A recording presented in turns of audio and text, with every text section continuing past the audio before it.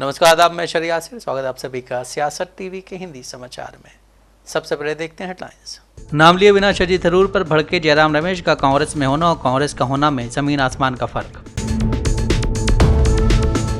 उदित राज का बड़ा बयान, कहा पाकिस्तान को सबक सिखाए बिना सेना को रोकना ठीक नहीं था।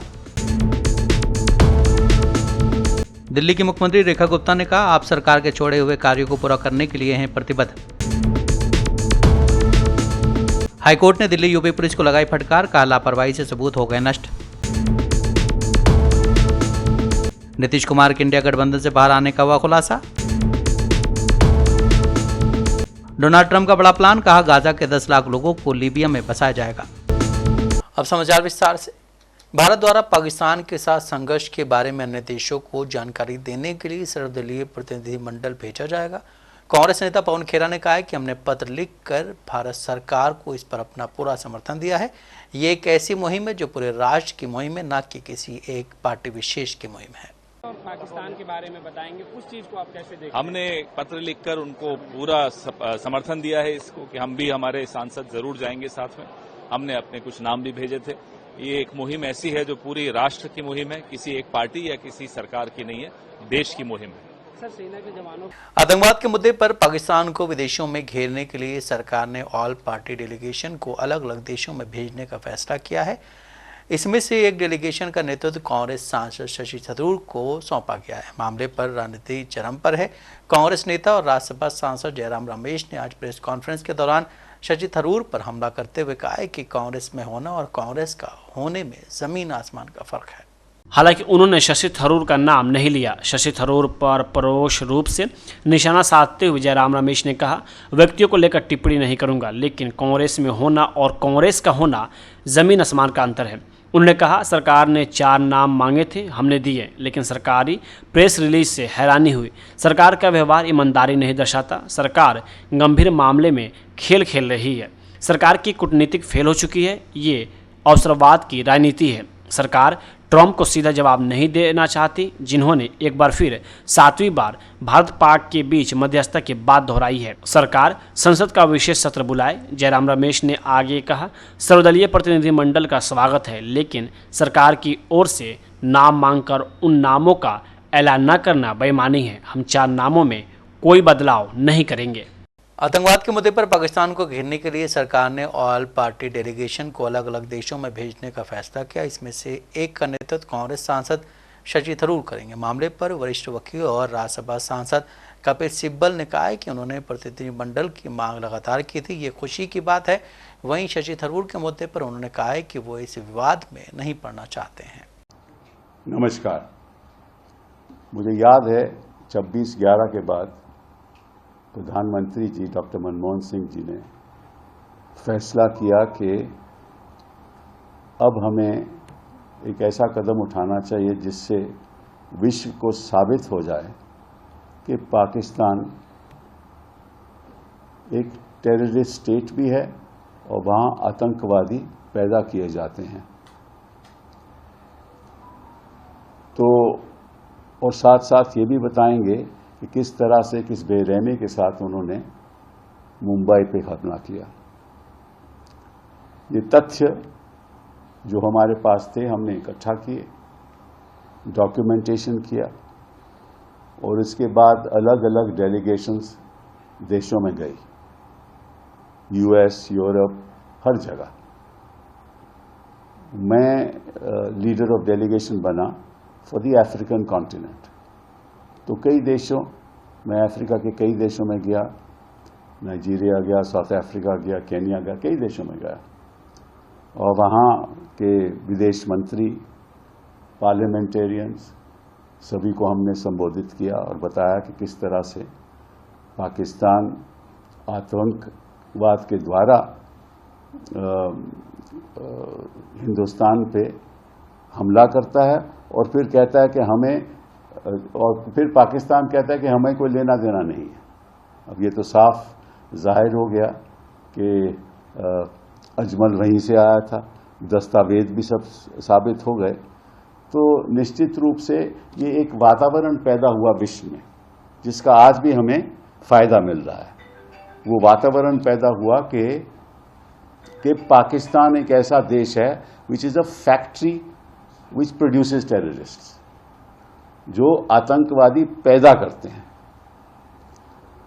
और मैं समझता हूं कि इसी की वजह से आज विश्व में ये एक देश, हर देश की लगभग सोच है जो पाकिस्तान से खास जुड़ा हुआ नहीं है कि भाई पाकिस्तान, इवन चाइना ने भी टेररिस्ट अटैक का विरोध किया और कहा कि निंदाजनक है।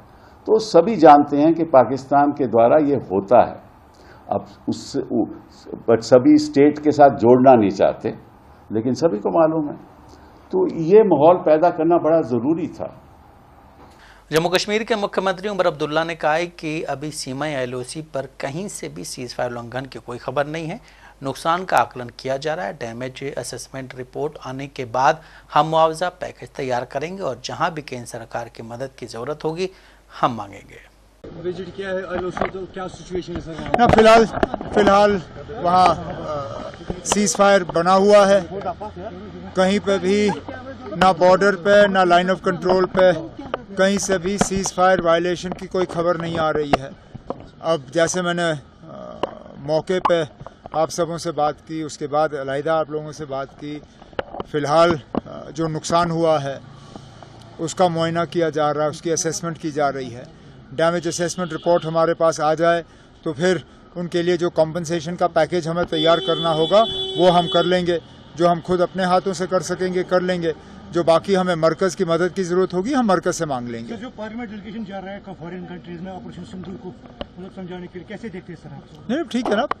ये जहाँ तक मुझे याद है इससे पहले भी शायद पार्लियामेंट के हमले के बाद अटल बिहारी वाजपेयी साहब की हुकूमत में इसी तरह जब वो ऑपरेशन परिक्रमा रखा गया था, उस दौरान भी कुछ पार्लियामेंट्री डेलीगेशंस जो हैं वो कई मुल्कों में भेजे गए थे।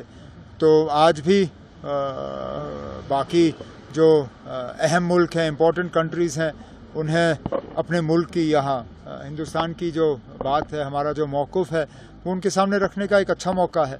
इसमें तमाम पार्टीज़ जो हैं, बड़ी पार्टीज़, उनके नुमाइंदे इन डेलीगेशंस में होंगे और वहाँ जाके बात करेंगे। पीडीपी चीफ महबूबा मुफ्ती ने सिंधु जल समझौते के निलंबन को दुर्भाग्यपूर्ण बताया। इसके बाद वो बीजेपी के निशाने पर आ गई हैं। बीजेपी नेता प्रवीण खंडेलवाल ने उन पर हमला बोलते हुए कहा है कि अगर देश के बांध के निर्माण से कश्मीर और वहाँ के लोगों को फायदा होता है तो बांध को तुरंत बनाया जाना चाहिए। यदि इस बांध के बनने से कश्मीर और कश्मीर की जनता को लाभ होता है तो ये बांध फिर तुरंत बनना चाहिए, क्योंकि हम कश्मीर की जनता के प्रति जिम्मेदार हैं। अब पाकिस्तान को उससे नुकसान होगा तो उससे हमें क्या फर्क पड़ता है। और यदि महबूबा मुफ्ती इस प्रकार का गैर जिम्मेदाराना बयान देती हैं तो क्या ये समझा जाए कि वो पाकिस्तान की हिमायत कर रही है या पाकिस्तान के लोगों की हिमायत कर रही है? इसका भी जवाब महबूबा मुफ्ती को कहीं ना कहीं देना चाहिए। लेकिन निश्चित रूप से पूरे विश्व को मोटे मोटे तौर पर तो पता है कि पाकिस्तान ने क्या किया, लेकिन पाकिस्तान एक लंबे समय से किस प्रकार से आतंकी खेल को भारत में खेल रहा है, ये पूरे विश्व को बताने की जरूरत है।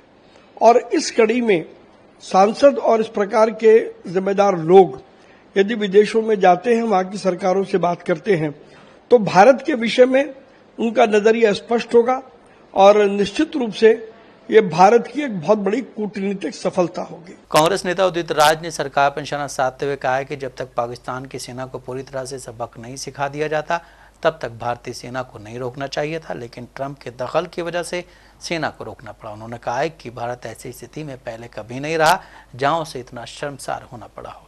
ये दुर्भाग्यपूर्ण है कि भारत के साथ दुनिया का एक भी देश खुलकर खड़ा नहीं हुआ है। सेना की कार्रवाई तो करने से रोक दिया, बीच में ही रोक दिया। जब तक पूरा पाकिस्तान को सबक न सिखा देते तब तक सेना को रोकना नहीं चाहिए था। अब ट्रंप ने रुकवा दिया। अब भारत ऐसा इस स्थिति में कभी नहीं रहा। इतना शर्मसार होना पड़ा हम लोगों को, इतना शर्मसार कि दुनिया में भारत के साथ एक भी देश नहीं खड़ा हुआ, एक भी देश नहीं खड़ा हुआ। आश्चर्य है। ये जो मोदी जी वर्ल्ड क्लास का जो फ्लाइट लेकर के पूरी दुनिया घूमते हैं, किस बात के लिए जाते हैं? सबको विरोधी बना दिया है पूरे देश को, और हमारी सेना और अच्छी कार्रवाई करती है, लेकिन पाकिस्तान को ले आकर के हमारे बराबर खड़ा कर दिया। आपने सर अपने बयान में दो बातें कही कि भारतीय सेना को रोकना नहीं चाहिए था, भारत की सेना और भी करारा जवाब दे सकती थी, लेकिन इस बीच बड़ी बात या बड़ी खबर यह है कि शहबाज शरीफ ने स्वीकार किया कि जो है जो भारत की बैलिस्टिक मिसाइल है वो नूर खान एयरबेस और अन्य इलाकों पर हमला किया, हमला सटीक रहा, और जो पाकिस्तान की वायुसेना है वो इस हमले से बचने में नाकाम रही। ये तो बात है ही है, हमारी सेना अच्छा काम कर रही थी, ये तो बात सही है। लेकिन जैसे 8 तारीख को लगभग 300 ड्रोन से पाकिस्तान ने हमला किया 36 जगहों पर, और 9 तारीख को लगभग 150 या 200 ड्रोन से हमला किया। दिल्ली की मुख्यमंत्री रेखा गुप्ता ने आज कहा है कि भाजपा की सरकार राष्ट्रीय राजधानी में पूर्वोत्तरी सरकार के अधूरे छोड़े गए कार्यों को पूरा करने के लिए पूरी तरह से प्रतिबद्ध है। अपने निर्वाचन क्षेत्र शालीमार बाग में पानी की पाइपलाइन बिछाने के कार्य का उद्घाटन करते हुए गुप्ता ने कहा है कि पिछली आप सरकार के दौरान शुरू किए गए सभी अधूरे विकास कार्यों को पारदर्शी तरीके से पूरा किया जाएगा। गुप्ता ने कहा है कि हमारी प्राथमिकता ये है कि जनता के काम ना रुके। आशा उनको सरकार के अंदर और अपनी विधायक के अंदर दिखती है। मेरी जिम्मेवारी जहां पूरी दिल्ली के लिए कामों को आगे बढ़ाने की है, उतनी ही जिम्मेदारी विधानसभा के लोगों के प्रति भी है। मैं मुख्यमंत्री के नाते 24/7 अपने इस राज्य के लिए काम करने के लिए तत्पर हूं। हमारी पूरी टीम, हमारे सभी विधायक, हमारे सभी मंत्री टीम वर्क के साथ 100% मेहनत और 100% टीम वर्क इसके साथ काम कर रहे हैं, और ये काम कभी जनता ने पहले इस तरीके से देखा ही नहीं कि मिलकर के भी कभी हो सकता है। वहाँ तो मैं होती थी, और यहाँ आप लोगों को, जनता को इन्वॉल्व करके उनके हित के लिए काम हो रहा है। आज केंद्र की जितनी योजनाएं हैं उसको हम धरातल पे लेकर के आए हैं। आज आयुष्मान योजना, वय वंदन योजना, आरोग्य मंदिर, ये सारे के सारे काम जो है दिल्ली की जनता के हित में किए जा रहे हैं। नई नई योजनाएं, चाहे वो एयर पॉल्यूशन को कम करने के लिए हो, यमुना सफाई को पूरा करने के लिए हो। आप देख रहे हैं कि सरकार के अभी 100 दिन पूरे नहीं हुए हैं, परंतु एक दिन भी सरकार का वेस्ट ना हो। जनता के हित में एक एक क्षण और शरीर का हर कण उपयोग में। समाजवादी पार्टी के नेता फखरुल हसन चांद ने कहा है कि समाजवादी पार्टी का कोई मीडिया सेल नहीं है, इसलिए भाजपा को समाजवादी पार्टी को बदनाम करने की कोशिश नहीं करनी चाहिए। सिर्फ समाजवादी लिख देने भर से कोई मीडिया अकाउंट समाजवादी पार्टी का आधिकारिक मीडिया सेल नहीं बन जाता है। उन्होंने आगे कहा है कि हम भाजपा नहीं कि सुबह उठते ही मालवीय जी की तरह हजारों लाखों फर्जी आईडी के जरिए लोगों को बदनाम करने के फैक्ट्री शुरू कर दें। देखिए, समाजवादी पार्टी का कोई भी मीडिया सेल नहीं है, और इसलिए समाजवादी पार्टी को भारतीय जनता पार्टी बदनाम करने का प्रयास न करे। केवल समाजवादी पार्टी लिख देने से समाजवादी पार्टी का मीडिया सेल नहीं हो जाता।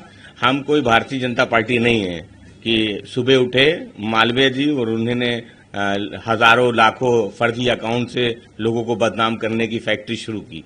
इसलिए ये समाजवादी पार्टी का अधिकृत ट्विटर हैंडल नहीं है। इसलिए समाजवादी पार्टी को क्या लिखा गया, क्या नहीं, उस पर नहीं लिखा गया, उस पर कोई टिप्पणी नहीं करनी है। लेकिन वो नाम तो समाजवादी पार्टी का इस्तेमाल हो रहा है, और उसको जो फॉलो कर रहे हैं वो भी समाजवादी पार्टी के वरिष्ठ नेता हैं।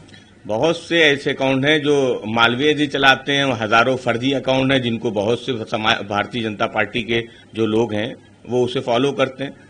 तो किसी के फॉलो कर देने से कि कोई अकाउंट सही या गलत नहीं हो जाता। आपका कहना ये है कि ये समाजवादी पार्टी का अधिकृत अकाउंट नहीं है? ये समाजवादी पार्टी का अधिकृत अकाउंट नहीं है, उस पर समाजवादी पार्टी को कोई टिप्पणी नहीं करनी। हम भारतीय जनता पार्टी के जैसे फर्जी अकाउंट या फर्जी फैक्ट्री नहीं चलाते। समाजवादी पार्टी सांसद अवधेश प्रसाद ने कहा है कि इतिहास रचने वाली कर्नल सोफिया कुरैशी को आतंकवादियों की बहन कहने से ज्यादा अपमानजनक कुछ नहीं हो सकता है। हमें उम्मीद थी कि ऐसे मंत्री को एमपी के मुख्यमंत्री उनके पद से हटा देंगे। हमें उम्मीद थी कि उन्हें 6 साल के लिए पार्टी से हटा दिया जाएगा, लेकिन ऐसा कुछ नहीं हुआ। इसके बजाय उसके दूसरे मंत्री एमपी के डिप्टी सीएम ने सेना के बारे में संदिग्ध बयान दिया। हाईकोर्ट को विजय शाह के खिलाफ गंभीर कार्रवाई करनी चाहिए और उनको सेट करना चाहिए। और आश्चर्य की बात है कि लगातार भारतीय जनता पार्टी की सरकार के वरिष्ठ मंत्री द्वारा सेना का अपमान किया गया।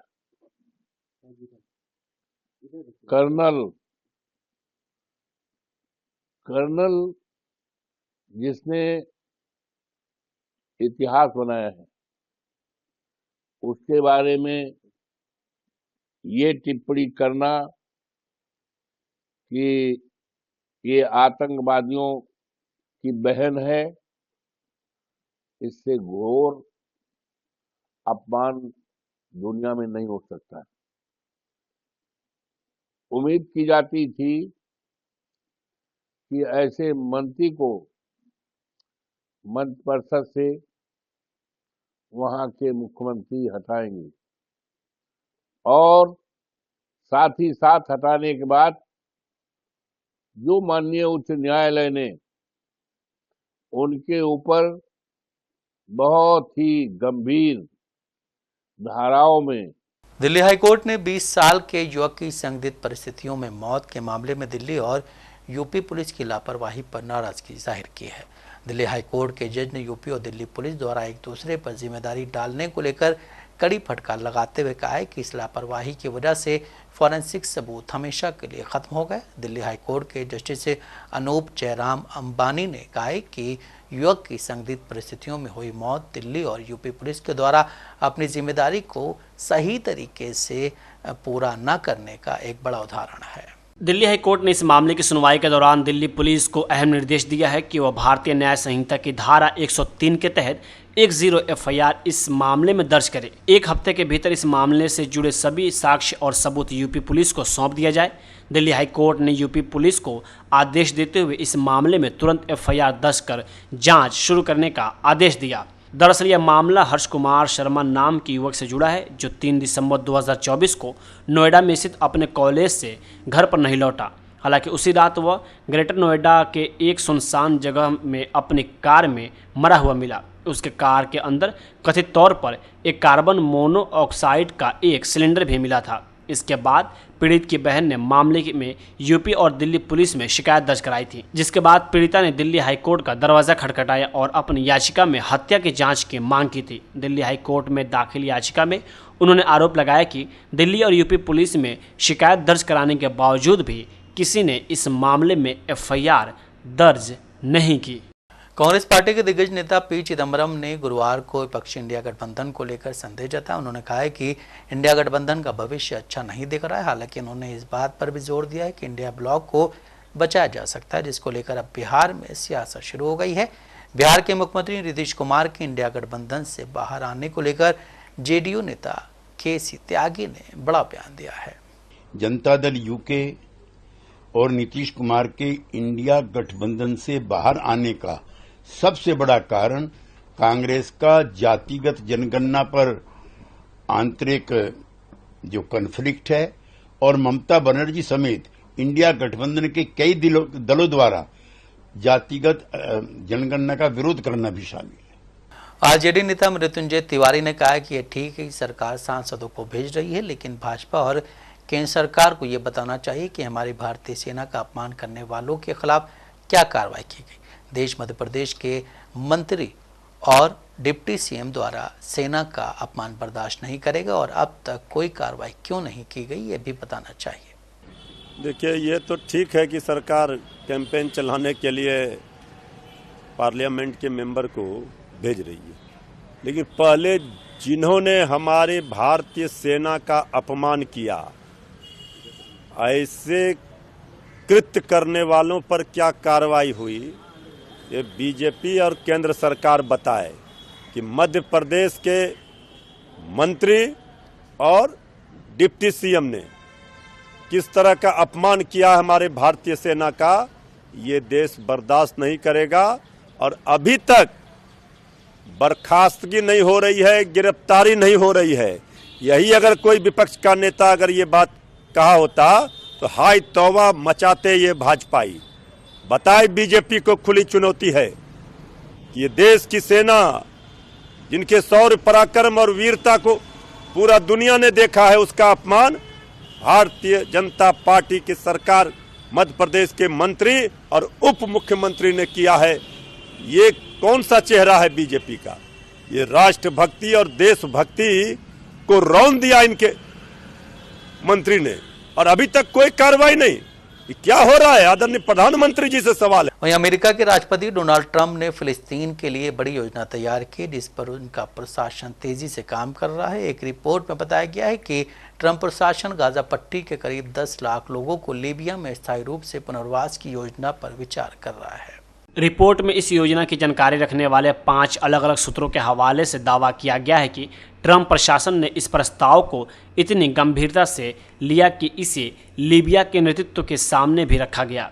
इसमें 2 मौजूदा अधिकारी और एक पूर्व अमेरिकी प्रशासनिक अधिकारी भी शामिल थे, जिनके अनुसार यह बातचीत कूटनीतिक स्तर पर हो चुकी है। इस योजना के तहत अगर लीबिया गांजा के फ़लस्तीनियों को बसाने को तैयार होता है तो अमेरिका उसे अरबों डॉलर की आर्थिक सहायता प्रदान करेगा। यह वह फंड है जिसे वाशिंगटन ने 1 दशक पहले रोक दिया था और इसे अब दोबारा जारी करने की पेशकश की गई है। विशेषज्ञों का मानना है कि यह प्रस्ताव न केवल मानवाधिकारों के दृष्टिकोण से अत्यंत विवादास्पद होता, बल्कि इससे मध्य पूर्व में स्थायित्व की उम्मीदों पर भी बुरा असर पड़ सकता है, क्योंकि गाजा के लोगों को उनके मूल स्थान से हटाकर किसी तीसरे देश में बसाने का विचार संवेदनशील राजनीतिक और नैतिक सवाल खड़े करता है। हालांकि स्पष्ट नहीं है कि लीबिया ने इस प्रस्ताव पर कोई ठोस सहमति दी थी या नहीं, लेकिन यह तय है कि इस योजना को लेकर बातचीत गंभीर स्तर तक पहुंच चुकी थी।